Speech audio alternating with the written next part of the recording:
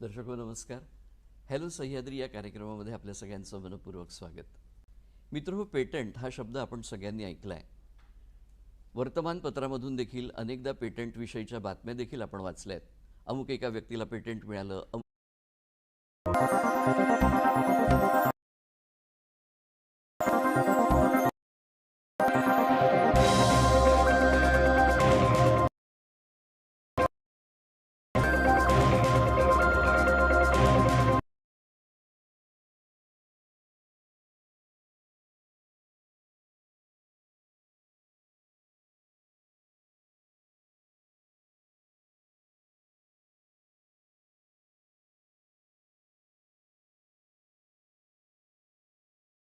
स्वागत. वर्तमानपत्रामधून देखील अनेकदा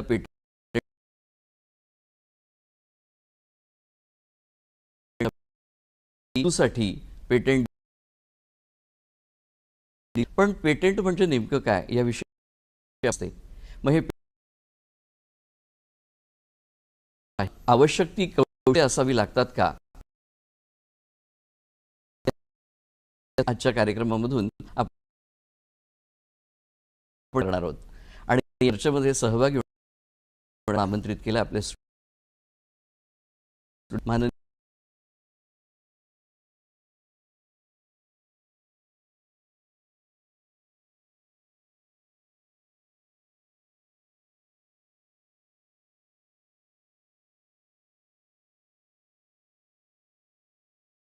त्यांच्या 50 पेक्षा जास्त शोध निबंधांना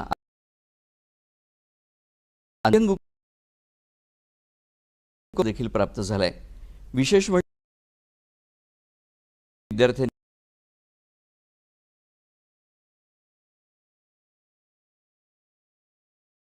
निधी आणि आवश्यक कौशल्ये कार्यक्रम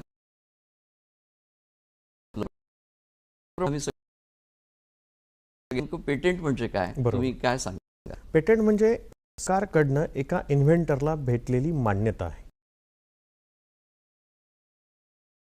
तो उत्पादन करायसाठी भेटली जाते. आता त्या व्यक्तीला तिने पुढे जाऊन त्याला विकू शकता. कमर्शलाइज करणे म्हटलं म्हणजे मोठ्या मोठ्या कंपन्या पेटंट घेतात, विकत घेतात. जर तुमच्या त्या पेटंटला खरंच इंडस्ट्रियल रूप आहे, त्याचं प्रॉब्लेम स्टेटमेंट जर तुम्ही सॉल्व्ह केलेला आहे, तर नक्कीच तो पेटंट तुमचा परचेस केला जात असतो. असे पुष्कळ उदाहरण आहे. आता माझंच उदाहरण जर मी घेतो म्हटलं तर मीच काही पेटंट तयार केले आणि कमर्शलाइज केले. त्याच्यातलंच आम्ही सोलर क्लिनिंग हा एक पेटंट आहे, ज्याच्यात आम्ही ऑटोमेशन, सोलर क्लिनिंगचं ऑटोमेशन तयार केलं. आज आम्ही माझ्या घरी लावल्यानंतर त्याचं स्वरूप पेटंटमध्ये केलं. पेटंटमध्ये केल्यानंतर पेटंट फाईल झालं. सोबतच 2 घरं सोडून व्यक्तींनी मला विचारलं की बाबा तुम्ही पण आमच्याकडे लावून देऊ शकता का. ही अशी माउथ पब्लिसिटी झाली आणि तो प्रोडक्ट आता मार्केटमध्ये आहे आणि त्याच्यात माझे विद्यार्थी आहेत. आता ते विद्यार्थी जर मी विचार करतो म्हटलं, ते स्वतः जाऊन तिथे कार्य करतात आणि त्यांना पेटंट पण भेटलेलं आहे. अशी जी गोष्ट आहे ज्याच्यात ते इन्कम होऊन राहिला त्यांचा, अशा ज्या गोष्टी आहेत त्या पेटंटमुळेच शक्य आहे, रिसर्चमुळे कठीण आहे थोडंसं. मग या पेटंटची व्याप्ती काय सांगता येईल, की कारण बहुतेक सगळ्याच क्षेत्रामध्ये पेटंट आपल्याला मिळवता येऊ शकतं. काय आपण असं नाहीये की सर्रास क्षेत्रामध्ये आपण पेटंट मिळू शकतो. जर तुम्ही गणिताचा जर फॉर्म्युला म्हटलं तर त्याच्यात तुम्ही पेटंट भेटू शकत नाही. जर तुम्ही सॉफ्टवेअरचा प्रोग्राम म्हटलं तर त्याच्यात तुम्ही पेटंट भेटू शकत नाही. पण जर त्या सॉफ्टवेअरची प्रोसेस असेल त्याच्यात तुम्ही पेटंट भेटू शकता. नवीन काहीतरी ऍड केलं. आज जर तुम्ही बघताय की टेलिव्हिजन बनलेलं आहे, टेलिव्हिजन खूप दिवसा अगोदरचाच बनलेला आहे, खूप वर्षा अगोदर बनलेला आहे, पण त्याच्यात नवीन नवीन ऍड ऑन होत. मोबाईल बनलेला आहे, त्याच्यात नवीन नवीन ऍड ऑन होत आहेत. तसंच जर तुम्ही म्हटलं की पेटंट तो कमर्शियलाइज केल्यानंतर त्या व्यक्तीला त्याची रॉयल्टी भेटते, त्याचं ते मॅन्युफॅक्चरिंग करू शकतो आणि त्याचा तो पूर्ण जीवनभर त्याचा तो इन्कम सोर्स निर्माण होऊ शकतो. म्हणजे जे आता मोदीजी म्हणतात की एंटरप्रिनर बनवा, तर एंटरप्रिनर हा एक मार्ग आहे पेटंट त्या प्रोडक्टवर. मुलं काय करतात, प्रोजेक्ट बनवतात. माझं त्यांना म्हणणं आहे की तुम्ही प्रोजेक्ट नका बनवू, प्रोडक्ट बनवा. प्रोजेक्ट नंतर प्रोटोटाईप मॉडेल बनवा, प्रोटोटाईप मॉडेल नंतर त्याला प्रोजेक्टमध्ये कन्व्हर्ट करा आणि ते मार्केट रेडी तयार करा. अशा काही गोष्टी आहेत जे की पेटंटला व्याप्ती प्राप्त करू शकतं. मग आता ह्याच्या संबंधातले 3 शब्द सामान्यपणे बरोबर प्रचलित आहेत. बरोबर. एक म्हणजे पेटंट, एक म्हणजे कॉपीराईट बरोबर. आणि तिसरं म्हणजे रॉयल्टी राईट. किंवा ट्रेडमार्क. ट्रेडमार्क. याच्याविषयी आपण बरोबर. ह्या ज्या टर्म्स आहेत याविषयी आम्हाला थोडंसं माहिती सांगा. बरोबर. जसं की आता तुम्ही विचारलं आहे की पेटेंट, कॉपीराईट आणि ट्रेडमार्क या 3 गोष्टींचं जर साम्य बघतो म्हटलं तर पेटेंट जो आहे हा पेटेंट युटिलिटी पेटेंट सोबत डिझाईन पेटेंट या 2 पार्टमध्ये डिव्हाइड केला असतो. युटिलिटी पेटेंट म्हणजे तुम्ही काही गोष्टींमध्ये नाविन्य काय करताय, नवीन काय करताय. आता जो काही कोणता एखादा मोबाईल बनतो किंवा कोणती वस्तू बनते त्याच्यात नवीन नवीन गोष्टी ॲड ऑन होत चाललेल्या आहे. त्या ॲड ऑन होणाऱ्या गोष्टींमध्ये आपण पेटेंट करू शकतो. म्हणजे असं नाही आहे की एक्झिस्टिंग आहे तर त्याच्यात काहीच होऊ शकत नाही किंवा पेटेंट होऊ शकत नाही, पण नवीन गोष्टी ॲड केली तर त्याच्यात पेटेंट होऊ शकतं.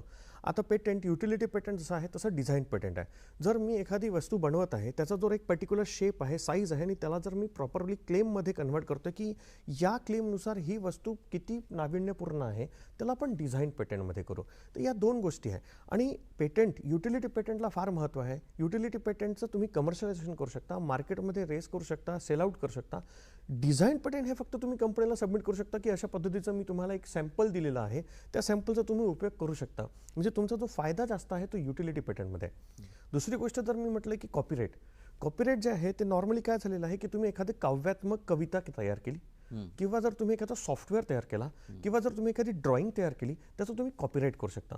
तसं तुम्ही बघताय की कोणती वेबसाईट जर तयार झाली त्याच्या खाली ना एक सीचा सिम्बॉल असतो, सीचा सर्कल असतो, त्याला म्हणतात कॉपीराईट. म्हणजे त्या कोडचा फक्त कॉपीराईट झालेला आहे. सोबत जर मी म्हटलं एखादी कोणी जर जंगलमध्ये जाऊन टायगरची फोटो काढली आहे तर त्या हिशोबाने जर बघतो म्हटलं तर त्याचा ते कॉपीराईट करू शकतो. ठीक आहे ना. किंवा मग एखाद्याने कविता लिहिलेली आहे म्हणजे असं म्हणता येईल का की कलेच्या संदर्भातले जे Right. सगळे कलेच्या शोध संदर्भातले- आहेत किंवा हो. ज्या नवनिर्माण आहे हो. त्यांच्यासाठी कॉपीराईट हा शब्द वापरला. पूर्णपणे बरोबर. आणि ट्रेडमार्क जो आहे तो लोगोला आहे. जसं आज आपण एखाद्या नावाचं जर ट्रेडमार्क करायचं असेल किंवा एखाद्या कंपनीच्या याचं जर ट्रेडमार्क करायचं असेल तर तो ट्रेडमार्क होत असतो. लोगो, नाव याला ट्रेडमार्क केलं जातं. म्हणजे 3 विभाजित केलेले आहे. जर तुम्हाला नाव किंवा कंपनीचा एखादा लोगो जर तुमच्या नावाने रजिस्टर्ड करायचा असेल तर त्याला ट्रेडमार्क म्हटलं जाईल. एखाद्या काव्यात्मक किंवा चित्रकला किंवा काही गोष्टी जर तुम्हाला तुमच्या नावाने करायचं असेल त्याला कॉपीराईट म्हटलं जाईल. आणि जर तुम्हाला एखादी वस्तू बनवून ती मार्केटमध्ये न्यायची असेल त्याला पेटेंट म्हटलं जाईल. म्हणजे त्या वस्तूची ओळख निर्माण होण्यासाठी पूर्णपणे. म्हणून ट्रेडमार्क बरोबर. असं आपल्याला बिलकुल बरोबर. साध्या शब्दांमध्ये बिलकुल म्हणता येऊ बरोबर. शकतं. बिलकुल सर या 3 शब्दांमधला खूप छान अर्थ तुम्ही आम्हाला सांगितला. बरोबर. पण आता हे पेटेंट मिळवायचं असेल तर काय करायला पाहिजे, कशी त्याची कार्यपद्धती आहे? बरोबर. पेटेंट हा जो प्रोसेस आहे, पेटेंटची प्रोसेस आहे 2 पद्धतीने, ऑनलाईन आहे आणि ऑफलाईन आहे. तुम्ही ऑनलाईन पण करू शकता आणि ऑफलाईन पण करू शकता. पेटेंट सबमिट करताना तुम्हाला एक तर प्रोव्हिजनल स्पेसिफिकेशन सबमिट करायचं किंवा कंप्लीट स्पेसिफिकेशन सबमिट करायचं आहे. प्रोव्हिजनल स्पेसिफिकेशन म्हटलं म्हणजे तुमच्याकडे त्याचं अर्धवट काम आहे, फक्त तुमच्याकडे आयडिया आहे की मी ही वस्तू अशा पद्धतीने बनवू शकतो, त्याला म्हटलं प्रोव्हिजनल स्पेसिफिकेशन.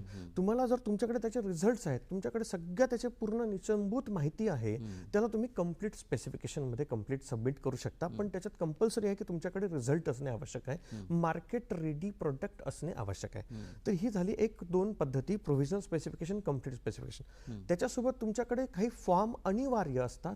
अप्लिकांट म्हणून तुमचं नाव असणं आवश्यक आहे, तसंच इन्व्हेंटर म्हणून तुमचं नाव असणं आवश्यक आहे. तुम्ही एका ऑर्गनायझेशन सोबत पण संलग्न होऊन तुम्ही पेटेंट सबमिट करू शकता किंवा एखाद्या इन्स्टिट्यूट सोबत पण संलग्न होऊन तुम्ही पेटेंट करू शकता. ऑनलाईन प्रोसेसमध्ये form number 1, form number 2, form number 2 म्हटलं म्हणजे तुमचे कंप्लीट स्पेसिफिकेशन हिस्ट्री, ज्याच्यात तुम्हाला brief information about that patent, introduction, abstract आणि ह्या सगळ्यांचे ॲक्ट आहेत, याचे सगळ्यांचे नियम आहेत. म्हणजे तुम्हाला पेटेंटचा ॲब्स्ट्रॅक्ट लिहायचा आहे, त्याचा ॲक्ट वेगळा आहे. त्याचे क्लेम फार महत्त्वाचे असतात. 2 पद्धतीचे क्लेम असतात, एक डिपेंडंट क्लेम आणि एक इंडिपेंडंट क्लेम. इंडिपेंडंट क्लेम हा जो असतो पहिला असतो आणि त्याच्यावर डिपेंडंट क्लेम जे असतात ते बाकीचे क्लेम असतात. फॉर एक्झाम्पल मला एखादी वस्तू बनवायची आहे, ती बनवली एखाद्या वस्तू म्हणजे बनवली एखाद्या हार्डवेअरनुसार बनवली आहे, त्याचा उपयोग मला क्लेम नंबर 2 मध्ये, क्लेम नंबर 3 मध्ये, क्लेम नंबर 4 मध्ये अशा पद्धतीने त्याला मर्ज करायचं आहे. मग त्याचे जे ड्रॉइंग्स आहेत, त्याचे जे रिझल्ट्स आहेत, त्याचे डिस्क्रिप्शन ऑफ ड्रॉइंग, या सगळ्या गोष्टी, आणि ह्या ऑनलाईन करू शकता किंवा ऑफलाईन करू शकता. त्याची गव्हर्नमेंटची फीज आहेत. गव्हर्नमेंटची फीज प्रत्येक फॉर्म वाईज असते, ती तुम्ही सबमिट करा, तुम्हाला तशा पद्धतीचेच रिझल्ट भेटेल. तसेच कॉपीराईटचं पण आहे आणि तसंच ट्रेडमार्कचं पण आहे. म्हणजे थोडीशी गुंतागुंतीची प्रक्रिया आहे असं आपल्याला म्हणता येऊ गुंतागुंतीची शकतं. प्रक्रिया आहे. म्हणूनच म्हणूनच असं साधारण बरेचदा असं जाणवतं की बरोबर. हे अर्ज करत असताना साधारणपणे कॉमन चुका त्या पेटंट घेणाऱ्याकडून होतात. भरपूर. तर कोणत्या चुका सामान्यपणे होतात? बघा कसं आहे की जर तुम्ही पेटंट करताय तर ती पेटंटची जी गोष्ट आहे ती पहिले तर कुठे डिस्कस करू नका. आज मी एखादे माझा सोलरचा जर तुम्हाला एक काम सांगतो आहे तर ते मी पेटंट केलं आहे म्हणून मी सांगतोय. मी एक ATMचं सिस्टम बनवलं आहे ते मी तुम्हाला सांगू शकतो, पण माझ्या डोक्यात जर नवीन कल्पना असेल तर मी ते सांगणार नाही. कारण की जर मी ते सांगितली आणि पुढचा व्यक्ती जर त्याला तो पेटंट करून घेतो आहे तर माझं नुकसान झालं त्याच्यात. त्याच्यामुळे काय करायचं की पहिली चूक अशी करायची नाही की कुठेच तो रिसर्च डिस्कस करू नका, कुठेच लोकांना सांगू नका किंवा कुठे सबमिट करू नका. कुठे सबमिट केल्यानंतर त्याचं जर तुम्ही जर आउटपुट भेटत आहे तर तो पेटेंटेबल राहणार नाही. ही चूक करायची नाही. सोबत तुम्ही जेव्हा पेटंट करताय तर त्याचं ड्राफ्टिंग सर्चिंग करणं फार आवश्यक आहे. पेटंटचं सर्चिंगचं पूर्ण अवेलेबिलिटी गुगलवर पेटंट सर्चचं अवेलेबिलिटी आहे, किंवा मग तुम्ही जर पेटंटच्या साईटवर गेले तर तिथे पण या सगळ्या गोष्टी अवेलेबल आहे. तर तुम्ही पहिले सर्च करा की याच्या अगोदर ही वस्तू कशी बनलेली आहे आणि त्या वस्तूमध्ये मी नाविन्य काय करते आहे. ही जर तुम्ही जी माहिती घेतली तर तुमचा पेटंट नक्कीच फाईल्ड पण होणार, पब्लिश पण होणार. आता जर फाईल झाल्यानंतर पहिले 12 महिन्याचा अवधी होता पब्लिश व्हायला, पण आता अर्ली पब्लिकेशनची प्रोसेस झालेली आहे, जो की 2 महिन्यापर्यंत तुमचं पेटंट पब्लिश होऊ शकतो. पब्लिश होणं म्हटलं म्हणजे त्यांच्या जर्नलमध्ये पब्लिकली ओपन होणे, की लोक ते जज करू शकतात, बघू शकतात. त्यानंतर मग त्याच्यात तुम्हाला एक एक्झामिनेशन रिपोर्ट जनरेट होतो, त्याला FER म्हणतात. त्यासाठी तुम्हाला रिक्वेस्ट फॉर एक्झामिनेशनचा फॉर्म भरावा लागतो. FER जर आला तर तो कंट्रोलर आणि गव्हर्नमेंट ऑफ कंट्रोलर आणि एक्झामिनरकडनं येतं. इंडियामध्ये 4 ऑफिसेस आहेत. एक आहे मुंबईला, एक आहे कलकत्त्याला, एक आहे दिल्लीला आणि एक आहे चेन्नईला. आपली टेरिटरी स्टेटनुसार टेरिटरी डिव्हाइड केलेली आहे. टेरिटरी आपली ही मुंबई येत असते, तर आपला फॉर्म हा मुंबईमध्ये जाणार. मुंबईमध्ये गेल्यानंतर एक 6 महिन्यानंतर किंवा 1 वर्षानंतर त्याच्यासाठी एक्झामिनेशन लागणार. एक्झामिनेशन जेव्हा लागतंय तेव्हा ती एक्झामिनेशन जी आहे कंट्रोलर आणि एक्झामिनर 2 व्यक्ती करतात. आता आपल्याला कंट्रोलर आणि एक्झामिनर कुठला भेटणार, तर जे वाचलेले 3 ऑफिसेस आहे म्हणजे दिल्ली, कलकत्ता आणि चेन्नई, या 3 भागातनंच तुम्हाला कंट्रोलर आणि एक्झामिनर भेटणार. ते एक्झामिनर आणि कंट्रोलर तुम्हाला त्याच्याचे क्वेश्चनियर्स रेज करणार. त्या क्वेश्चनियरचा सबमिशन तुम्हाला 6 महिन्याच्या आत करायचं आहे. जर ह्या चुका तुम्ही केल्या नाही आणि प्रोव्हिजनल स्पेसिफिकेशन केल्यानंतर कंप्लीट स्पेसिफिकेशन 12 महिन्यात सबमिट केलं नाही तर तुमचा पेटंट जो आहे तो एक्सेप्ट केला जात नाही. पब्लिश होऊन फक्त तो सबमिट होतो, पण ग्रांटिंग प्रोसेसला लागत नाही. ग्रांटिंग प्रोसेस पण TDS आहे. TDS म्हटलं म्हणजे तुम्हाला हिअरिंग अटेंड करायची असते. पहिले ही हिअरिंग जी होती ती ऑफलाईन व्हायची.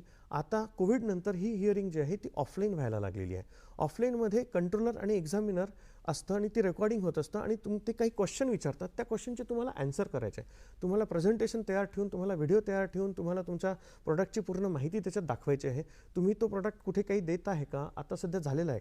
फाईल केल्यानंतर आणि पब्लिश केल्यानंतर तुम्ही तो पेटंट कमर्शलाइजला नेऊ शकता आणि त्याची तुम्ही युटिलिटीच्या हिशोबाने तुम्ही त्याचा इन्कम सोर्स चालू करू शकता.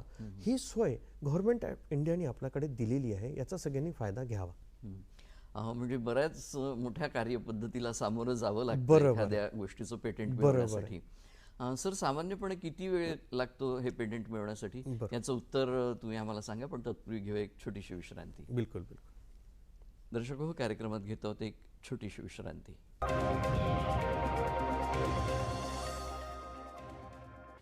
अनेक दशकांपासून आपण ऐकत आलोत आकाशवाणी.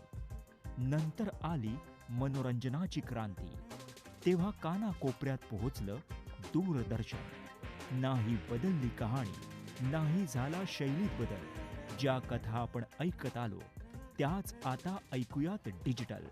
आता वेव्स OTT ॲप डाउनलोड करा आणि विनामूल्य पहा. भरपूर मनोरंजनाचा पॉवर पॅक पंच म्हणजेच DD सह्याद्रीवरचा आमचा हा शो. याचं नाव आहे मूवीज, म्युझिक आणि मस्ती, जिथे आम्ही तुम्हा सर्वांसाठी आणतो exclusive celebrity interviews, movie reviews, त्याचबरोबर इंटरेस्टिंग ट्रिव्हिया, सेलिब्रिटी बर्थडेज आणि म्युझिक क्षेत्रातील अपडेट्स तर पाहायला विसरू नका मूवीज म्युझिक आणि मस्ती दर रविवारी संध्याकाळी 6:30 वाजता आणि प्रत्येक सोमवारी दुपारी 1:30 वाजता फक्त डीडी सह्याद्रीवर. जुने हिट नवे फिट हिंदी गाण्यांचा संगीतमय धमाका तराने पुराने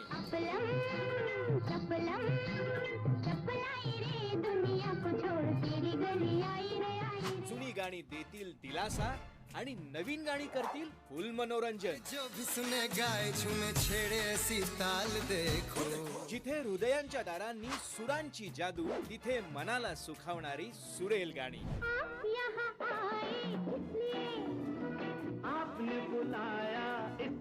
तराने पुराने प्रसारण सोमवार ते शुक्रवार सकाळी 8 वाजता, संध्याकाळी 5 वाजता आणि रात्र 10:30 वाजता फक्त आपल्या सह्याद्री वाहिनीवर.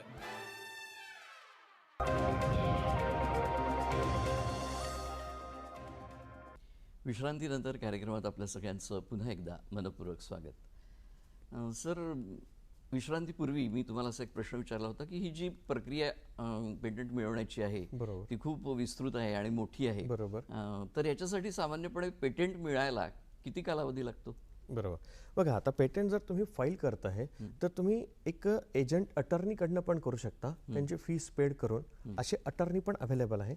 सोबत तुम्ही जनरल व्यक्ती पण लॉग इन करून ई मुद्रा किंवा डिजिटल सिग्नेचरच्या थ्रू पण तुम्ही अप्लाय करू शकता. अप्लाय केल्यानंतर अवधी जो आहे तो 12 महिन्याचा होता पहिले फाईल झाल्यानंतर पब्लिकेशनला. पण आता तो अर्ली पब्लिकेशनच्या हिशोबाने आता गव्हर्नमेंट ऑफ इंडियानी पण अजून काही त्याच्यात ज्या तरतूद दिलेल्या आहेत. जर तुमच्या पेटंटमध्ये एखादी स्त्री असेल, एखाद्या मुलीचं नाव असेल, तर त्या हिशोबाने त्या पेटंटला पण मान्यता लवकर भेटण्याचे तरतुदी केल्या गेलेल्या आहेत. तसंच हा 2 महिन्याच्या अंतराळमध्ये पब्लिश होऊ शकतो जर तुम्ही अर्ली पब्लिकेशनची प्रोसेस केली असेल तर. सोबतच त्याची अर्ली पब्लिकेशन आणि अर्ली एक्झामिनेशनची जर प्रोसेस केली असेल तर तुमचा 6 महिने ते 18 महिन्याच्या दरम्यान तुम्हाला एक्झामिनेशनचा रिपोर्ट येतो आणि एक्झामिनेशनचा रिपोर्ट आल्यानंतर तुम्हाला 6 महिन्याचा अवधी दिला जातो त्या एक्झामिनेशनचा रिपोर्ट सबमिट करायला. त्या अवधीमध्ये जर तुम्ही सबमिट केला तर त्याच्यानंतर ती हिअरिंगला लागतं. हिअरिंगला लागायसाठी तुम्हाला परत 6 महिने ते 18 महिन्याचा अवधी लागतो. त्या अवधीमध्ये तुम्हाला त्याचे सगळे डेव्हलपमेंट करायचे. आता तुम्ही जर जेव्हा सुरुवात केली तेव्हा तुमच्याकडे तो प्रोटोटाईप मॉडेल किंवा प्रोडक्ट जो होता तो तेवढा महत्त्वाचा किंवा तुम्हाला वाटत नव्हतं. पण जसे जसे वर्ष निघत गेले तसं तुम्ही त्याच्यात चेंजेस कराल. चेंजेस केल्यानंतर जेव्हा हिअरिंग येईल तेव्हा ती हिअरिंग तुम्ही तेव्हा दाखवाल की मी जेव्हा सबमिट केला होता तेव्हा त्याचे रूपांतर असं होतं, पण या अवधीमध्ये याला डेव्हलप मी असं केलं. तुम्ही त्या गोष्टीला शांत ठेवू नका, त्याच्यात डेव्हलपमेंट करा. जसं आज तुम्ही बघताय की 6-6 महिन्यात 2-2 महिन्यात टेक्नॉलॉजी चेंज होत आहे. म्हणजे तुमचा प्रोडक्ट पण चेंज होणार आणि तुमची जेव्हा हिअरिंग होणार, ग्रांट होणार आणि जेव्हा तुम्ही मार्केटमध्ये नेणार तेव्हा तो प्रोडक्टमध्ये काय परिवर्तन होऊ शकतो, काय टेक्नॉलॉजी ॲड ऑन होऊ शकतो त्याची तुम्हाला माहिती असणं आवश्यक आहे. त्याचे तुमच्याकडे उत्तर असणं आवश्यक आहे आणि ते पेटंट ग्रांट होऊ शकतं. पेटंट ग्रांट झाल्यानंतर त्याच्यासाठी प्री ग्रांटिंग प्रोसेस असतं आणि मेंटेनन्स प्रोसेस असतो. तुमचा पेटंट हा 20 वर्षासाठी तुमच्या नावाने होतो जेव्हापासून फाईल केला त्या दिवशीपासनं. तुमच्याकडे तो 20 वर्षाचा आहे. कॉपीराईट हा आपल्याकडे भरपूर वर्षासाठी असतो. मरण पावल्यानंतर सुद्धा 60 वर्षासाठी तुमच्याकडे असतो. तसंच तुमचे जे ट्रेडमार्क आहे ते ट्रेडमार्क पण तुमच्याकडे 10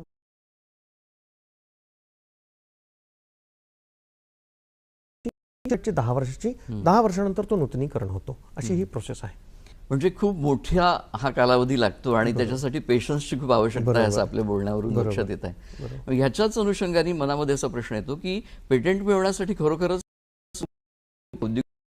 तुम्ही जी प्रोसेस सांगितली त्याच्यामध्ये या 2 गोष्टी नेमकं काय ते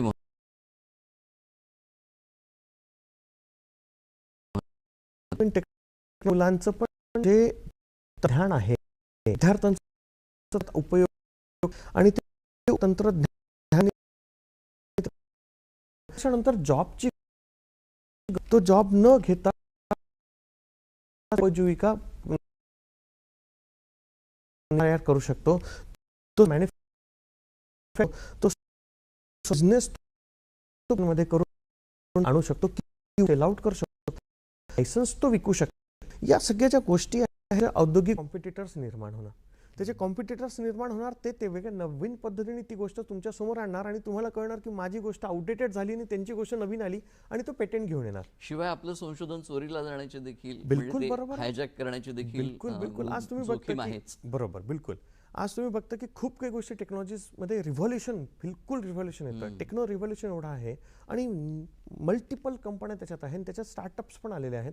तर हे लोक कुठे केव्हा कोणाची चोरी करेल आणि कशी करेल, मला तर एक विनंती आहे की चोरी तर करू नका. ज्यांचं स्वतःचं कार्य आहे त्यांना त्याचं महत्त्व द्या, कारण की त्याच्यात महत्त्व, त्याची मेहनत, त्याचं पूर्ण मन जुळलेलं असतं. आणि जर त्याचं जर खच्चीकरण झालं तर त्याचं फार नुकसान होऊ शकतं, मनाचं नुकसान होऊ शकतं, पैशाचं नुकसान होऊ शकतो, त्याचं कार्याचं नुकसान होऊ शकतो, वेळ पैसा श्रम सगळाच अपव्यय होऊ शकतो पूर्ण. सर आता सध्या या पेटंटची आपल्या देशातली काय स्थिती आहे, तुम्ही काय सांगा? बरोबर, 2023-24च्या दरम्यान जर बघतो म्हटलं तर 1,00,000च्या जवळपास, 1,03,000च्या जवळपास हे पेटंट जे आहेत ते पब्लिश केले गेलेले आहेत. त्याच्यात काही पेटंट जे आहेत ग्रांट केलेले गेलेले आहेत आणि त्याच्यातले काही पेटंट जे आहेत ते मार्केटपर्यंत आलेले आहेत. आता जर तुम्ही बघता की खूप काही स्टार्टअप्सला फंडिंग गव्हर्नमेंट देत असतं, तर गव्हर्नमेंट म्हणतं की तुमच्याकडे जर पेटंट आहे तो पेटंट सबमिट करा आणि जर तो इंडस्ट्री रेडी प्रोडक्ट जर तयार असेल तर तो तुम्ही तर जवळपास 1,00,000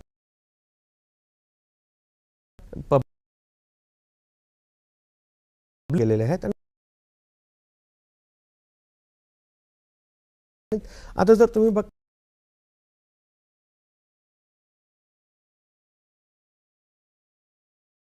त्यांनी जर तो इंडस्ट्री रेडी तर आम्ही तुम्हाला फंडिंग गव्हर्नमेंट आहे आणि कशा पद्धतीचा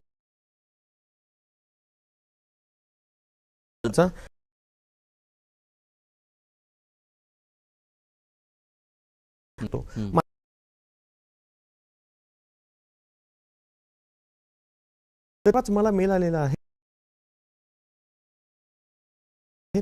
हातून तुमच्या काही लोक करणार आहे पद्धतीचा सत्कार असतो आणि दुसरा म्हटलं असतो स्वतःला प्राऊड पर्सन म्हणून स्वतः ड्राफ्ट कर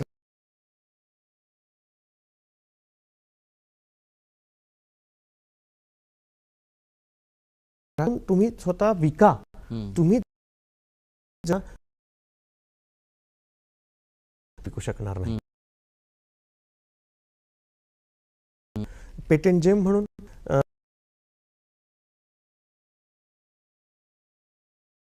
आणि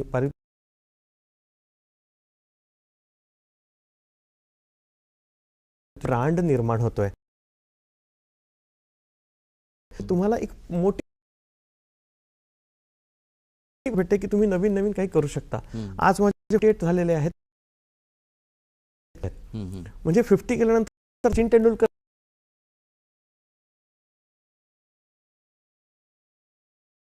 आज पण कुठेतरी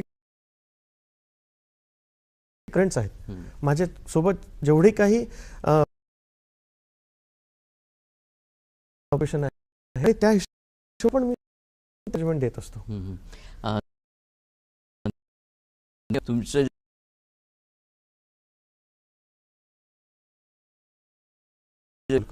पुढची चर्चा घेऊ एक छोटीशी विश्रांती.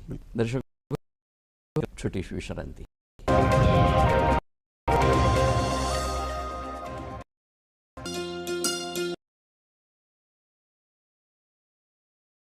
राष्ट्राची रसना जपते नवीन वाटा अनवट स्वा. लोकल ते ग्लोबल चविष्ट खाद्यपदार्थांची लज्जतदार आणि स्वादिष्ट यात्रा सोबत उत्कृष्ट आणि अनुभवी मार्गदर्शक. त्या वाटांवर खाद्य संस्कृती मना मनाला घाली साध कशी कोट. अनवट स्वाद प्रसारण दर सोमवार आणि मंगळवारी सकाळी 11:30 आणि सायंकाळी 4 वाजता दूरदर्शनच्या सह्याद्री वाहिनीवर. अनवट स्वाद. सह्याद्री वाहिनीच्या YouTube चॅनलवर आणि फेसबुक पेजवरही हे प्रसारण आपल्यासाठी उपलब्ध आहे. अनवट स्वाद.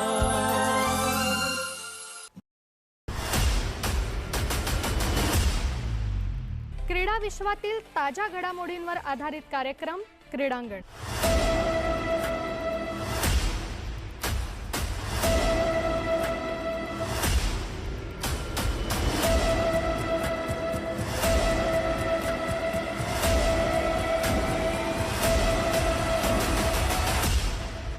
क्रीडांगण प्रसारण दर मंगळवारी सायंकाळी 6 वाजता फक्त सह्याद्री वाहिनीवर. आगळे वेगळे सण उत्सव आहेत नागपूरची खरी शान आणि साहित्य संगीत कलाचवली आहे शहर क्षेत्रातील विविध घडामोडींची माहिती परिपूर्ण कार्यक्रम नागपूर दर्पण. नका दर मंगळवारी 9 वाजता सह्याद्री वाहिनी.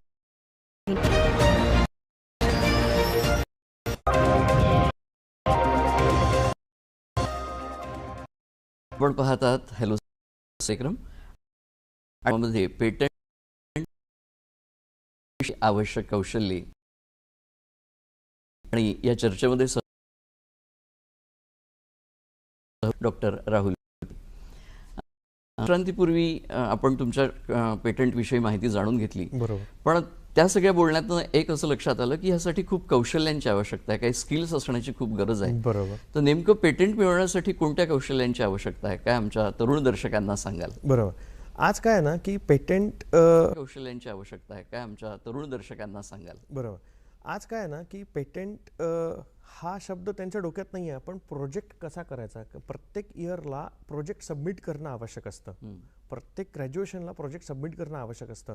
मग हा प्रोजेक्ट जो तुम्ही करताय फक्त अकॅडमिकसाठी कशाला करताय, त्याला तुम्ही इंडस्ट्रीमध्ये जाऊन त्यांचे प्रॉब्लेम स्टेटमेंट आयडेंटिफाय करा आणि त्यांनाच त्यांची मदत घेऊन तुम्ही तो प्रोडक्ट तयार करा आणि तो प्रोडक्ट तुम्ही पेटंट करा आणि तोच पेटंट जो आहे तुम्ही त्या कंपनीला सेल आउट करा. किंवा तुम्हाला जर असं असेल तर त्याच कंपनीला तुम्ही जर तो प्रोडक्ट रेडी तयार करून देत आहे तर ऑफकोर्स तुम्हाला तो जॉब ऑफर करेल आणि जॉबसाठी इंटरव्ह्यू द्यायची गरज नाही आहे, कारण की तुम्ही तुमचं कौशल्य प्रूफ केलेलं आहे, कर्तृत्व तुम्ही जर प्रूफ केलेलं आहे तर मला नाही वाटत की त्यांनी तिथे जाऊन त्याला इंटरव्ह्यू म्हणजे तुमच्या ह्या ज्या सगळ्या स्टेप्स आहेत त्या स्टेप्स स्किप होत आहेत. सोबतच तुमचं मार्केटमध्ये नाव होत आहे, नाव लौकिक होत आहे, कारण की तुम्ही अशी गोष्ट बनवून दाखवलेली आहे की जी गोष्टीसाठी त्यांनी काही लोक अपॉइंट केलेलं आहे, एम्प्लॉय ठेवलेले आहेत. म्हणजे तुम्ही युनिक स्वतःचं युनिक प्रूफ करताय, युनिकनेस प्रूफ करताय, ज्याच्यामुळे तुम्हाला तिथे जर एक्झाम्पलमध्ये असे काही भरपूर कंपन्या आहेत जिथे काही सायंटिस्ट डिप्यूट केलेले आहे, ज्यांनी एका सायंटिस्टनी काही वर्षा अगोदर कॅलिफोर्नियामध्ये जाऊन एक कॉन्फरन्समध्ये प्रेझेंटेशन दिलं होतं. प्रेझेंटेशन दिल्यानंतर तिथे बसलेल्या एका कंपनीच्या सीईओनी डायरेक्टली त्यांना ऑफर केला आणि आज तो व्यक्ती त्या कंपनीचा सायंटिस्ट, रिसर्च सायंटिस्ट म्हणून आहे आणि त्याचं जर तुम्ही सॅलरी आणि त्या सॅलरी स्ट्रक्चर जर बघाल तर तुम्हाला आश्चर्य होईल. फक्त एका प्रेझेंटेशनमुळे तुम्ही विचार करू शकता आणि तो त्याचा पेटेंटेबल प्रोडक्ट होता म्हणून. म्हणजे इतकं त्याचं महत्त्वाचं आहे. मग याच्यासाठी कौशल्य काय काय लागतात, काय असायला पाहिजे अंगी त्या विद्यार्थ्याच्या ज्याला पेटंट बनवायचं आहे? बरोबर. त्याच्याविषयी काय सांगा? बघा, आपण कुठेही ट्रॅव्हल करत असतो, कुठेही जात असतो, कुठेही काही फिरत असतो, त्यावेळेला ना काही काही गोष्टी आपल्याला दर्शनीय दिसतात आणि त्याच्यात तुम्हाला काही ना काही खुणा असतात. कुणा असं वाटतं की इथे काहीतरी मॉडिफिकेशन व्हायला पाहिजे. तीच डोक्यात ठेवा ना गोष्ट, ती गोष्ट चौकस बुद्धी फार महत्वाची आहे. आणि नंतर मग त्याला आपल्या डोमेनमध्ये आणून त्याच्यात त्या हार्डवेअरला कसं बनवायचं किंवा त्या प्रोडक्टला कसं डेव्हलप करायचं. मग भरपूर काही स्कोप आहे, मेकॅनिकल आहे, इलेक्ट्रिकल आहे, इलेक्ट्रॉनिक्स आहे, कम्प्युटर आहे, IT आहे, हे सगळे डोमेन आहेत. पण तुम्ही जर इलेक्ट्रॉनिक्समध्ये इंजिनिअरिंग करताय तर तुमचं नॉलेज फक्त इलेक्ट्रॉनिक्स पुरतं सीमित असणं आवश्यक नाहीये. कारण की मला जर एखादी वस्तू बनवायची आणि त्याला गिअर सिस्टम लावायची आहे तर मला मेकॅनिकलचे नॉलेज असणं आवश्यक आहे. जर मला त्याच्यात 12 व्होल्टच्या जागी 230 व्होल्टचा सप्लाय द्यायचा आहे तर मला इलेक्ट्रिकलची गोष्ट माहिती असणं आवश्यक आहे. मला जर इथला बल्ब वायफायच्या थ्रू ऑन करायचा आहे तर वायफायचा व्होल्टेज वेगळा आहे आणि बल्बचा व्होल्टेज वेगळा आहे. मग याचं साम्य जुळणं आणि त्याचं कोडिंग करणं आणि त्याचं आउटपुटमध्ये आणणं आणि ती रिक्वायरमेंट कशी तर मार्केटच्या हिशोबाने, प्रोडक्ट कसा तर मार्केटच्या हिशोबाने. जर या सगळ्या गोष्टी तुमच्या डोक्यात आलं तर तुम्ही, मला तरी वाटते की चांगला प्रोडक्ट डिझाईन आणि डेव्हलप करू शकता आणि हेच कौशल्य त्यांच्यामध्ये अंगीकृत असणं आवश्यक आहे. म्हणजे त्याच्या ज्ञानाच्या कक्षा देखील त्यांनी विस्तारत ठेवल्या पाहिजे, चौकस बुद्धी असली पाहिजे. बिलकुल. आणि एक संशोधनाची कुठेतरी आतमध्ये उर्मी असायला पाहिजे, खूप जास्त, मी नवीन काहीतरी करीन अशा एक प्रेरणा जर त्याला असेल तर तो या क्षेत्रामध्ये नक्कीच काम करू शकेल असं म्हणता येऊ शकतं. बिलकुल. याशिवाय पेटेंट मध्ये आता मी म्हटल्याप्रमाणे की पेटेंट मिळवण्यासाठी संशोधन म्हणजे रिसर्च आणि नवोन्मेष ज्याला इनोव्हेशन असं म्हणतात, तर रिसर्च आणि इनोव्हेशन या दोन गोष्टी खूप महत्वाच्या आहेत. ह्या गोष्टींबद्दल आमच्या दर्शकांना बरोबर. आज बघा रिसर्च भरपूर ठिकाणी होतोय पण फिलॉसॉफिकल होतो आहे, त्याचं कुठेतरी रिझल्टमध्ये रूपांतर नाही आहे. आज एवढ्या PhD डिग्री होत आहेत, एवढे मास्टर्स MTechs जे आहेत ते निघत आहेत, ठीक आहे ना, पण किंवा ग्रॅज्युएशन निघत आहे. आज जर मी बघतो म्हटलं तर एका कॉलेजमध्ये एक ब्रांच 60च्या इंटेकची असते. जर 50 कॉलेज आहे तर एका ब्रांचचे 3000 स्टुडंट्स इथे आहे. मी मुलांना सांगत असतो की तुमची कॉम्पिटिशन 2999 स्टुडंट सोबत आहे.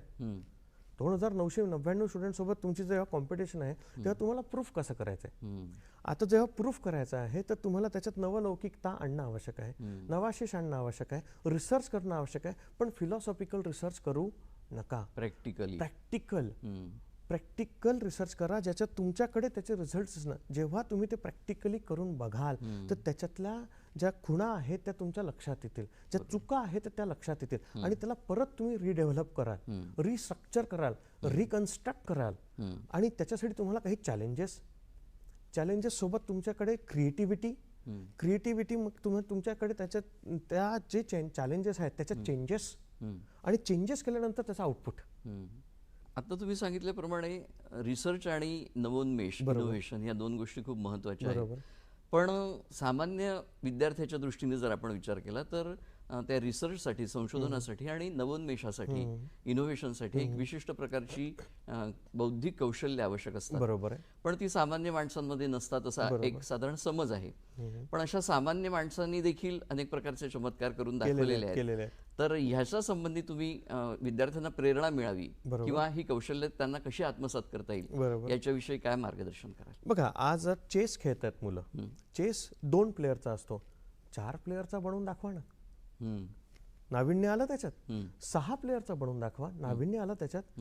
आज जर मी म्हणतो आहे की आज आपण इथे बसलेलो आहे, आता ही जी चेअर आहेत ही चेअर कोणत्या पद्धतीची बनलेली आहे, त्याच्यात रोटेटिंग कशी आहे, त्या रोटेटिंगचा बॅक आपल्याला सपोर्ट कसा भेटतो आहे, आपला नेकचा सपोर्ट कसा भेटतो आहे, नाविन्य आला त्याच्यात.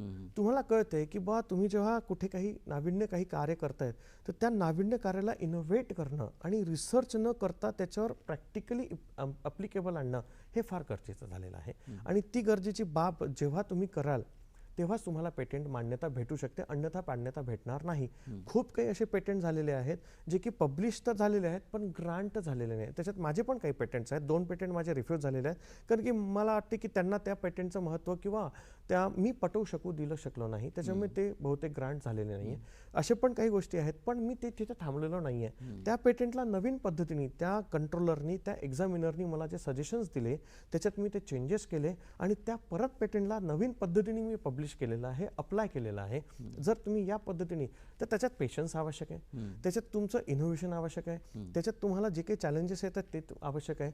सोबत कसं असतं ना की अकॅडमिक नुसार नुकतं 4 वर्षाचा डिग्री प्राप्त करण्यासाठी जर तुम्ही फक्त पेटेंट पब्लिश करून आपलं नाव करत असाल तर मला तर वाटतं ते योग्य नाही आहे. किंवा मग पेपर पब्लिकेशन असतं, रिसर्च असतं, कॉन्फरन्स असतं, जर्नल असतं, हे फक्त PhD साठी किंवा MTech साठी किंवा ग्रॅज्युएशनसाठी करत असाल तर ते काही महत्त्वाचं नाही आहे. जर तुम्हाला खरंच काहीतरी इनोव्हेशन करायचं असेल तर त्याच्यात पूर्णपणे निपुण राहणं आणि त्याचं पूर्ण बेसिक पासून ॲडव्हान्स पर्यंतचं नॉलेज. जर याचं आपण एक उदाहरण घेतो म्हटलं तर इतिहासात छत्रपती शिवाजी महाराजांनी जे काही कार्य केलेलं आहे ते इनोव्हेशनचंच आहे ना. तुम्ही बघा त्यांचे किल्ले, आजही तुमचं आर्किटेक्चर फेल आहे पण त्यांचं आर्किटेक्चर किती महत्त्वाचं आहे. त्यांचे जेवढे काही किल्ले वेढलेले आहेत ते समुद्राने किंवा नद्यांनी वेढलेले आहेत, पण त्यांचे कुठेच जमीन खचली नाही आहे किंवा त्यांच्यात काहीच हे नाही. त्यांच्या किल्ल्यांवर किती हमले झाले तरी पण त्यांच्यावर काही झाले नाही, म्हणजे तेव्हा ते करू शकत होते. त्याच्यातली एक छोटी गोष्ट नेहमी मी आपल्या स्पीचमध्ये सांगत असतो की त्यांच्या जे किल्ले वेढलेले आहेत ते समुद्राने वेढलेले आहेत. त्या समुद्राने वेढलेल्या किल्ल्यामध्ये त्यांच्यावर जे शत्रू वार करत होते ते समुद्रावर बोटी ठेवून त्याच्यावर तोफा ठेवून ठेवायचे. तर त्यांना पण असाच विचार आला, त्यांनी गुजरातच्या कारखान्याच्या मार्फत त्यांना आपल्या ते बोटी तयार केल्या. पण झालं काय, इनोव्हेशन बघा तिथे तेव्हाची गोष्ट, बोट पाण्यावर ठेवली, त्याच्यावर तोफ ठेवली, तोफ दागल्यानंतर बोट हालेल, मग त्याचं डायरेक्शन चेंज झालं. मग त्यांनी विचार केला की हे डायरेक्शन आणि तोफेचं डायरेक्शन याचा अँगल काढा आणि त्या अँगलनुसार तोफ ठेवा, त्या अँगलनुसार बोट ठेवा आणि नंतर तोफ दागा तर ती बरोबर डायरेक्शन. बघा छत्रपती शिवाजी महाराज तेव्हाचं इनोव्हेशन. मग आपल्याकडे तो गुगल आहे, मग आपल्याकडे तर सगळ्या गोष्टी रिसर्च अवेलेबल आहेत, मग आपण का नाही करू शकत? रिसर्च नाही केलं फक्त त्यांनी. मग इंग्रजांनी त्यांना पत्र पाठवले. इंग्रजांनी पत्र पाठवून त्यांना विचारलं की आम्हाला तुम्ही हे तोफा आणि ह्या बोटी विकत देऊ शकता का? तर तिथे ते जेव्हा अधिकारी गेले होते तर त्या अधिकाऱ्यांनी तिथल्या सैनिकाला एक प्रश्न विचारला की तुमच्या महाराजांचं एवढा अभ्यास कसा? तर त्यांनी सांगितलं की आमच्या महाराजांचा बेसिक पासून तर ॲडव्हान्स पर्यंतचा अभ्यास आहे, म्हणून या सगळ्या गोष्टी महाराज करू शकतात. तर ही आहे इनोव्हेशनची एक हिस्ट्री. खूप प्रेरणादायी असं हे आहे. आणि खरं तर ह्या सगळ्या गोष्टींपासून प्रेरणा घेऊनच या क्षेत्रामध्ये काम केलं तर नक्कीच ती कौशल्य आत्मसात करता येऊ शकतात असं आपल्याला बोलण्यावरून लक्षात येत आहे. मग या पेटंटमुळे आपली अर्थव्यवस्था किंवा औद्योगिक क्षेत्र असेल यांना काही फायदा होतो आहे? बिलकुल होतो आहे. आज जेवढे काही स्टार्टअप्स झालेले आहे त्या स्टार्टअप्समध्ये भरपूर लोकांचे स्वतःचे पेटंट्स आहेत. जेवढे काही इनोव्हेशन होत आहेत तेवढ्यांच्या याच्यात त्यांच्याकडे सगळ्यांकडे पेटंट आहेत. आणि सोबतच जे काही विद्यार्थी घडत आहेत त्या विद्यार्थ्यांकडे, ज्या विद्यार्थ्यांकडे पेटंट आहेत त्यांना त्याचा फायदा होतोय, जॉबमध्ये त्यांना त्यांचा फायदा होतोय, एंटरप्रेनरशिपमध्ये त्यांना त्यांचा फायदा होतोय. असे माझे भरपूर विद्यार्थी आहेत. काही विद्यार्थी जसं बघताय तुम्ही की ते लडाखला जाऊन तिथे पेटंट सबमिट करून तिथे काम करतायत. आईस तुपा म्हणून एक प्रोजेक्ट आहे, त्याच्यावर त्यांनी त्या प्रोजेक्टवर काम केलेलं आहे. सोबतच आता जसं सोलर केअरचं मी तुम्हाला सांगितलं तर त्यांना जॉब शोधायची गरज नाही, त्यांच्याकडे स्वतःकडे आहेत.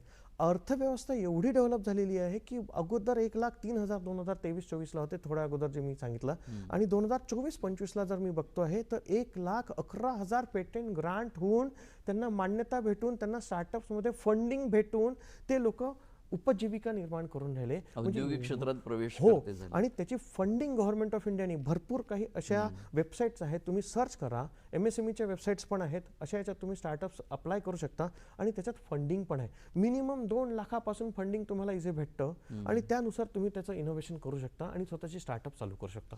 म्हणजे उद्योगाच्या क्षेत्रात आणि स्टार्टअपच्या क्षेत्राला पेटंटचं नक्कीच गव्हर्नमेंट ऑफ इंडिया संवर्धन करणार असाचा घटक आहे असं आपल्याला बिलकुल.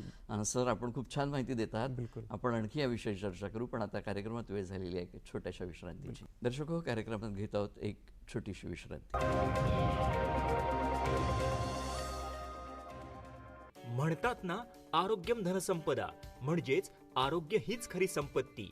तेव्हा जाणून घेऊया आपल्या आरोग्याशी निगडीत समस्या आणि त्यावरील तज्ञ डॉक्टरांचा सल्ला. पण कुठे? तर आपल्या आवडत्या कार्यक्रमात, ज्याचं नाव आहे आरोग्य संपदा. तर बघायला विसरू नका आरोग्य संपदा, प्रत्येक बुधवार आणि शनिवार दुपारी 12 वाजता, पुन्हा प्रसारण रात्री 11 वाजता, फक्त आपल्या सह्याद्री वाहिनीवर. अनेक दशकांपासून आपण ऐकत आलोत आकाशवाणी. नंतर आली मनोरंजनाची क्रांती. तेव्हा कानाकोपऱ्यात पोहोचलं दूरदर्शन. नाही बदलली कहाणी, नाही झाला शैलीत बदल. ज्या कथा आपण ऐकत आलो त्याच आता ऐकूयात डिजिटल. आता वेव्स OTT ॲप डाउनलोड करा आणि विनामूल्य पहा. जुने हिट नवे फिट, हिंदी गाण्यांचा संगीतमय धमाका. तराने पुराने,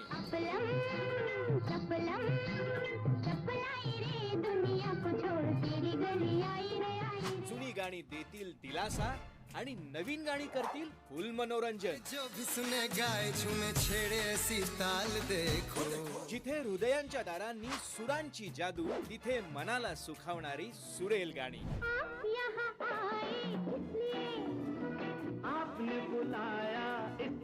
तराने पुराने, प्रसारण सोमवार ते शुक्रवार सकाळी 8 वाजता, संध्याकाळी 5 वाजता आणि रात्र 10:30 वाजता, फक्त आपल्या सह्याद्री वाहिनीवर.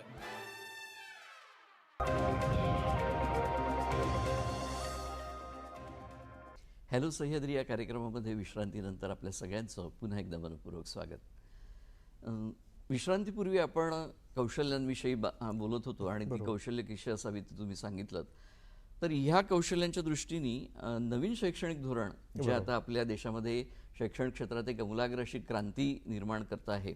खूप शिक्षणाचे दरवाजे उघडले गेलेले आहेत, मोठ्या संधी सगळ्या तरुणांसाठी उभ्या आहेत. तर या नवीन शैक्षणिक धोरणामध्ये या पेटंटच्या दृष्टीने किंवा या कौशल्यांच्या आत्मसात करण्याच्या दृष्टीने काही वेगळे विशेष प्रयत्न करण्यात आले आहेत? बिलकुल हो, केलेले आहेत तसे. जसं आता आपण बघतोय की जे काही अकॅडमिक सिलेबस फ्रेम केलेले आहेत NEPच्या नुसार केलेले आहेत आणि त्याच्यात इंडस्ट्री ओरिएंटेड सब्जेक्ट ॲड गेलेले आहेत. इंडस्ट्री ओरिएंटेड सब्जेक्ट म्हटलं म्हणजे अशा पण काही सुविधा केलेल्या आहेत की काही कंपनीचे लोक येऊन त्या सब्जेक्टला शिकवू शकतील, म्हणजे त्याच डोमेनवर ते मुलांना तयार करतायत. सोबतच त्यांनी इंटर्नशिपची फॅसिलिटी केलेली आहे. जे वॅकेशन असतात, एक सेमिस्टर संपल्यानंतर दुसऱ्या सेमिस्टरमध्ये जी गॅप असते त्या गॅपमध्ये इंटर्नशिप हे कंपल्सरी केलेले आहे. ते 15 दिवसाचं असो की 1 महिन्याचं असो किंवा 3 महिन्याचं असो किंवा 6 महिन्याचं असो, शेवटचा जो टर्म आहे म्हणजे शेवटची जी सेमिस्टर आहे ती कंप्लीट सेमिस्टर जी आहे ती इंटर्नशिपला दिलेली आहे, जेणेकरून मुलगा तिथे जाऊन स्वतः प्रॅक्टिकली बसून त्यांच्या प्रॉब्लेमवर, त्यांच्या डोमेनवर, त्यांच्या कार्यावर काम करेल, त्यांच्या प्रोजेक्टवर काम करेल आणि ते प्रोजेक्टचं कार्य जे आहे ते अकॅडमिक पण सबमिट करेल. त्याच्यात त्यांना मेंटर अलॉट केला जात असतो इंडस्ट्रीचा, एक अकॅडमिकचा मेंटर अलॉट केला जात असतो. त्यांना जो टास्क दिलेला आहे ते टास्क व्हेरिफिकेशन जे कामं आहेत ते टास्क व्हेरिफिकेशनचे कामं अकॅडमिकशी पण असतं आणि टास्क व्हेरिफिकेशनचे कामं जे आहेत ते कंपनीचा पर्सन जो मेंटर अलॉट केलेला आहे त्यांच्या थ्रू पण असतं. म्हणजे त्या गोष्टीमुळे तो मुलगा जो आहे तो इंडस्ट्री रेडी तयार होतोय, म्हणजे त्याचं ग्रॅज्युएशन होण्याच्या अगोदरच तो त्या कंपनीत जाऊन काम करतोय. मग तिथे त्याला लिडरशिप स्किल, मग तिथे त्याला ऑर्गनायझेशनल स्किल, मग तिथे त्याला कम्युनिकेशन स्किल, मग तिथे त्याला हिरार्चिकल स्किल, मग तिथे कोणत्या पद्धतीचे मीटिंग्स होत असतात, मीटिंगमध्ये कोणत्या पद्धतीचे रिप्लाय दिला जात असतो, ॲप्लिकेशन कशी ड्राफ्टिंग केला जात असते. आज मुलांना तीच एक व्यथा आहे आपल्यासमोर की मुलगा जेव्हा इंटरव्ह्यूला जातो आहे आणि त्याला जेव्हा टेल मी अबाउट युअरसेल्फ किंवा इंट्रोड्यूस युअरसेल्फ हा जर क्वेश्चन विचारला जातो तेव्हा तो स्वतःचं लहानपणीपासून दिलेलं नाव पण बरोबर नाही बोलू शकत, त्याचे आय कॉन्टॅक्ट नसतात, त्याची बॉडी लँग्वेज नसते, त्याचे लाईक जेस्चर पोस्चर जे काही असते, एक स्माइलिंग फेस नसतो. या सगळ्या त्रुटी, मग ह्या त्रुटी दूर कशा करायच्या, तर असेच सब्जेक्ट ॲड केले. ही प्रोसेस आहे त्याची, ही पूर्ण प्रोसेस आहे आणि ही प्रोसेस आता चालू केलेली आहे. ही फक्त कॉलेजेसमध्ये नाही आहे, ही स्कूलमध्ये पण अडॉप्ट केली गेलेली आहेत. आज ATL म्हणून एक अटल टिंकरिंग लॅब ही स्कूलमध्ये एक लॅब ॲड केलेली गेली आहे, ज्या लॅबच्या अंतर्गत मुलांना रोबोटिक्स, ड्रोन, AIचे धडे शिकवले जातात. त्या धड्यानुसार मग तिथे कॉलेजची मुलं येऊन त्यांना ट्रेनिंग देऊ शकतात. अशी जी सांगड घातलेली आहे, त्या सांगडमुळे काय होतंय की इंडस्ट्री, ग्रॅज्युएशन स्टुडंट आणि बाल्य म्हणजे विद्यार्थी शाळेचा, या सगळ्यांना इंडस्ट्रीचं धोरण, त्याच्यात त्यांना नियमावली शिकवल्या जाते आणि त्या नियमावलीनुसार त्यांना तयार केलं जात असते. ही NEPची फार सुरुवात चांगली झालेली आहे आणि त्याचे फायदे आपल्याला फार लवकरच लक्षात येतील. आणि खरं तर ही पेटेंट मिळवण्याची एक पहिली पायरी आहे, ज्या पायरीवर त्याला ही NEP म्हणजे नवीन शैक्षणिक धोरण येऊन पोहोचवत आहे असं आपल्याला म्हणता येऊ शकेल. बिलकुल.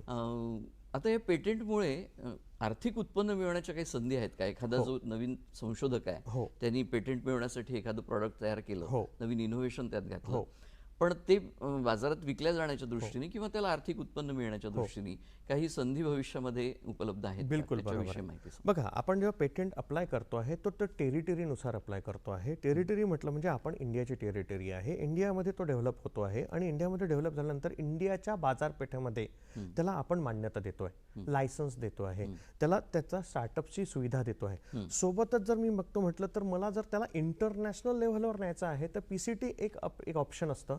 PCT ऑप्शनमुळे तो जो ब्रँड आहे तो ब्रँड आंतरराष्ट्रीय लेव्हलवर बाजारपेठेमध्ये तो विकल्या जाऊ शकतो. ही पण सुविधा पेटेंट मार्फत आहे. म्हणजे तुम्ही फक्त इंडिया लेव्हलवरच तुमचा पेटेंट करत नाहीये, त्याचा इंटरनॅशनल नंबर पण तुम्हाला मान्यता प्राप्त भेटत आहे आणि त्या इंटरनॅशनल नंबरमुळे तुम्ही इंटरनॅशनल बाजारपेठेत पण तुमचा पेटेंट जो आहे तुम्ही विकू शकता.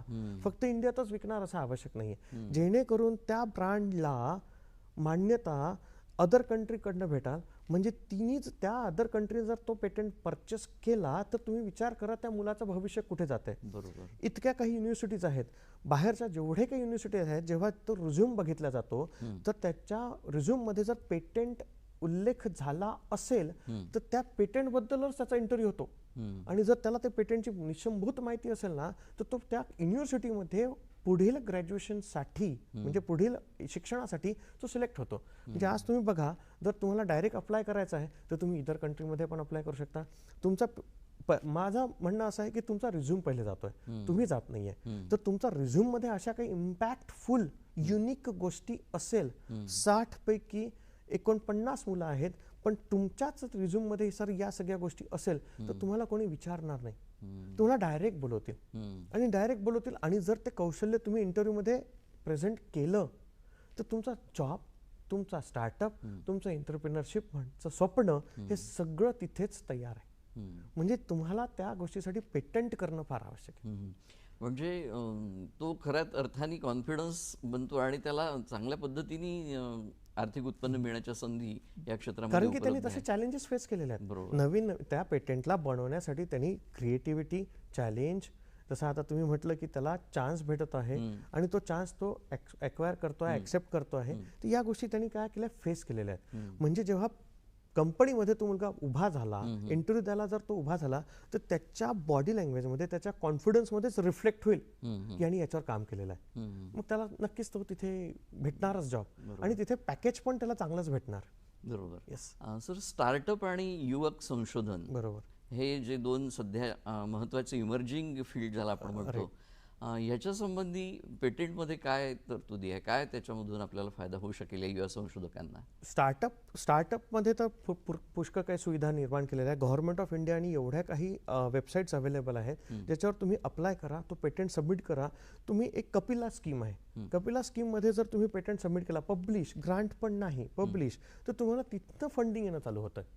अच्छा, त्याच्यात वयाची मर्यादा नाही, त्याच्यात तुमचं वय लहान आहे मोठं आहे याचं काही घेणं देणं नाही, तुमची शैक्षणिक मर्यादा नाही, तुम्ही एक ग्रॅज्युएट आहे नाही आहे याचं पण घेणं देणं नाही आहे. पण तुम्ही जर पेटेंट केलेला आहे आणि जर ते तुमचं स्वतःचं आहे आणि जर तुम्ही ते अप्लाय केलेलं आहे तर नक्कीच तुम्हाला त्याचा फायदा औद्योगिक क्षेत्रामध्ये किंवा पुढील जीवनामध्ये होतो आहे. ही एक बाब युवकांनी ही लक्षात ठेवणं आवश्यक आहे की जर तुमच्याकडे कौशल्य आहे तर तुम्ही त्या कौशल्याला त्या कार्यामध्ये निपुण टाका आणि त्याला मार्केटमध्ये आणा. प्रोडक्ट बनवा, प्रोटोटाइप मॉडेल आणि प्रोजेक्ट बनवू नका, प्रोडक्ट बनवा आणि प्रोडक्ट मार्केटमध्ये न्या, तर तुम्हाला त्याचं कौशल्य निर्माण होईल. उत्पादनावर लक्ष दिलं पाहिजे, मॅन्युफॅक्चरिंगवर लक्ष दिलं पाहिजे, मार्केटमध्ये कस्टमर नीडच्या हिशोबाने तुमचं तो आहे की नाही आहे, कुठे सेल होऊ शकतो, कोणत्या मार्केटमध्ये सेल होऊ शकतो, त्याचं मार्केटिंग कसं करू शकतो, ते मार्केटिंग केल्यानंतर त्याचा प्राइस किती डिसाईड करू शकतो, या सगळ्यांचा अभ्यास त्यांनी केलेला असतो. त्याच्यामुळे त्याला त्याचं सगळं नॉलेज असतं आणि म्हणून तो यशस्वी होऊ शकतो. बिलकुल. सर, कार्यक्रमात वेळ झाली एक छोट्याशा विश्रांतीची, आपण पुन्हा चर्चा करू. बिलकुल. कार्यक्रमात घेऊया एक छोटीशी विश्रांती.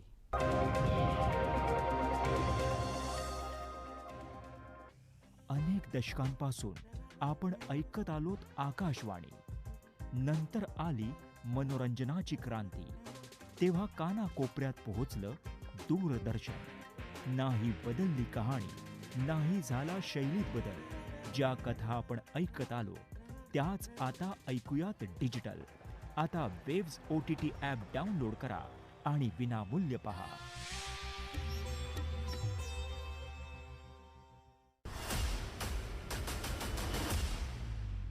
क्रीडा विश्वातील ताज्या घडामोडींवर आधारित कार्यक्रम क्रीडांगण.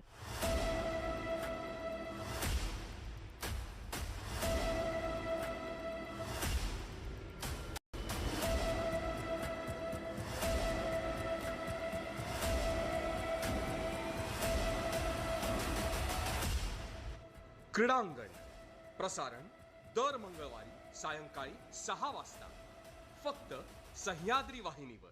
भरपूर मनोरंजनाचा पॉवर पॅक पंच म्हणजेच DD सह्याद्रीवरचा आमचा शो, याचं नाव आहे मूवीज, म्युझिक आणि मस्ती, जिथे आम्ही तुम्हा सर्वांसाठी आणतो exclusive celebrity interviews, movie reviews, त्याचबरोबर इंटरेस्टिंग ट्रिव्हिया, सेलिब्रिटी बर्थडेज आणि म्युझिक क्षेत्रातील अपडेट्स. तर पाहायला विसरू नका मूवीज, म्युझिक आणि मस्ती दर रविवारी संध्याकाळी 6:30 वाजता आणि प्रत्येक सोमवारी दुपारी 1:30 वाजता फक्त DD सह्याद्रीवर. आपण पाहत आहात हॅलो सह्याद्री हा कार्यक्रम. कार्यक्रमामध्ये विश्रांतीनंतर आपलं पुन्हाच एकदा मनपूर्वक स्वागत. विश्रांतीपूर्वी आपण एकंदरीत कशा पद्धतीने तो यशस्वी होऊ शकतो, कोणत्या कौशल्य त्यांनी आत्मसात केले, तर याविषयी आपण चर्चा केली. बरोबर. आता सध्या कृत्रिम बुद्धिमत्ता म्हणजे AI आणि एकंदरीतच डिजिटल क्रांती, या दोन गोष्टींनी खूप चर्चा होते सगळीकडे. तर ह्याचा पेटेंटच्या प्रक्रियेमध्ये काही बदल होऊ शकतो का, यांचा परिणाम होतो का? बिलकुल बिलकुल. जसं मी तुम्हाला याच्या अगोदर सांगितलं की पेटेंट अगोदर लाईक ऑफलाईन अप्लाय केला जात होतो. म्हणजे सगळे ड्राफ्टिंग स्वतः करा, फॉर्म भरा, सह्या घ्या आणि अप्लाय करा. आता तोच डिजिटल क्रांतीच्या हिशोबाने ऑनलाईन अप्लाय केला जातो आहे. त्याच्यात ऑर्डिनरी पर्सन पण करू शकतात. पहिले तेवढं नॉलेज नव्हतं लोकांना, तेवढं नॉलेज आता पेटेंटच्या वेबसाईटवरनं सगळ्या गोष्टी अवेलेबल झालेल्या आहेत आणि इझिली. आणि त्यांनी त्याच्यातही 3 पद्धतीच्या केलेल्या आहेत.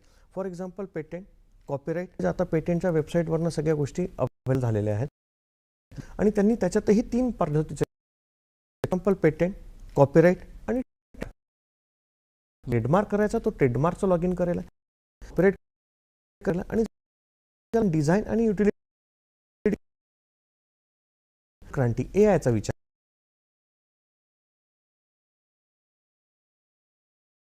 मला पेटेंटिंगचे ऑप्शन्स मला भेटतात. 3-4 पद्धतीने ॲब्स्ट्रॅक्ट मिळू शकतो. आज लहान मुलगा या सगळ्या गोष्टीचा वापर करतोय, छोटा वापर करतो आहे, तर मग युथनी रेडीमेड भेटतंय. फक्त त्याच्यात तुम्हाला नाविन्य तुम्हाला चेंजेस करायचे. आज मी सांग जे आहेत ना, कोड लिहितली आहे, काचा कडका विचारल्या तर ते सांगू शकतात. काचा कडका जर माहिती पाहिजे तर तुम्हाला त्याचा पण अभ्यास, त्याचा वापर शिकलं पाहिजे ना, एक रिक्वेस्ट करतोय. सर,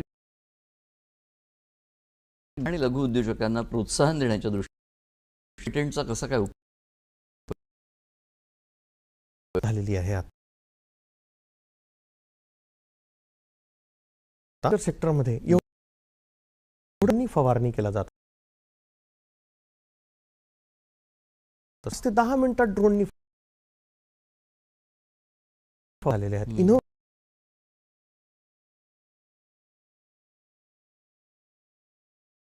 बघताय तर त्याच्यात फार, पण मग याची जागरूकता, स्कीम्स ज्या दिलेल्या आहेत त्याचा पण घ्या. तर डिजिटल टेक्नॉलॉजी, एआय आणि देशात क्रांती निर्माण होते आहे. ही ग्रामीण भागात जागरूकता आवश्यक आहे. तिथल्या स्कूल्स मध्ये जाऊन छोटे छोटे प्रोजेक्ट, ऍग्रिकल्चर, ट्रान्सपोर्टिंग या जर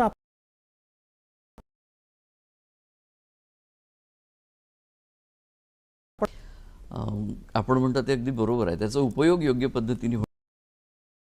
सर, आता शेवटला प्रश्न की भारतीय युवा संशोधकांनी त्यांना टिकायचं असेल आणि स्वतः स्थान सिद्ध करायचं असेल तर त्यांनी कोण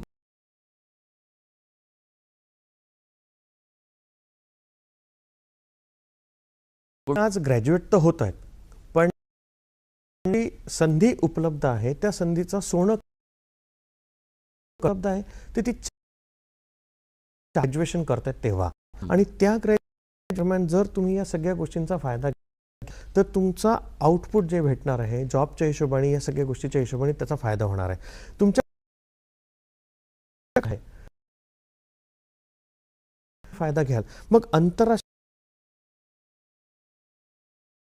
किंवा तुम्ही स्किल प्रेझेंट करताय तर तुमचे स्किल जर तुम्हाला पूर्ण माहिती असेल बेसिक पासून तर तशा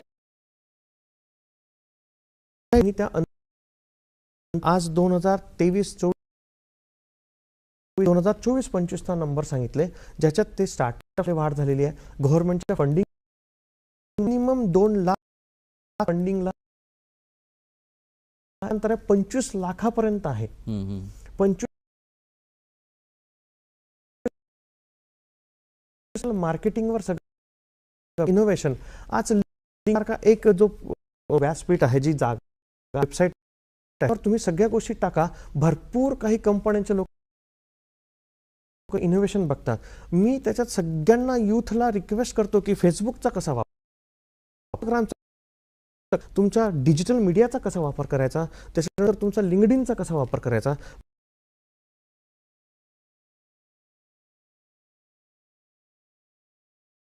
तुम्ही गुगल माय बिझनेसवर जाऊन माझा स्वतःचा तुम्ही माझ्या येऊ शकता, माझ्या कार्यस्थळापर्यंत येऊ शकता. त्याच्यात मी माझे सगळे जे टाकत असतो तर मग सोबतच काही गोष्टी तो इंटरव्ह्यू टेक्निक्स टाकत असतो. सोबतच मी माझी यूट्यूब चॅनल तयार, टेक्नॉलॉजीचं इनोव्हेशन,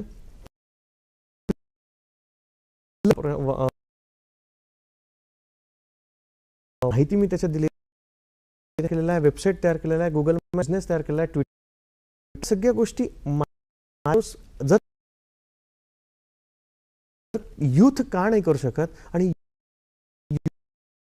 फेसबुकवर करण्यापेक्षा,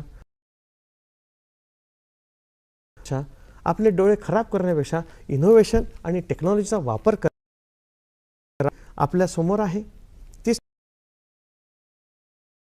हीच सगळ्यांना टेक्नॉलॉजी पंख घेऊन आकाशात उड्डाण केलं तर त्यांच्यासाठी क्षितिज काही दूर नाही. बिलकुल बोलण्यातनं बिलकुल आपण युवकांना तांत्रिक नक्कीच युवा श्रोत्यांना आणि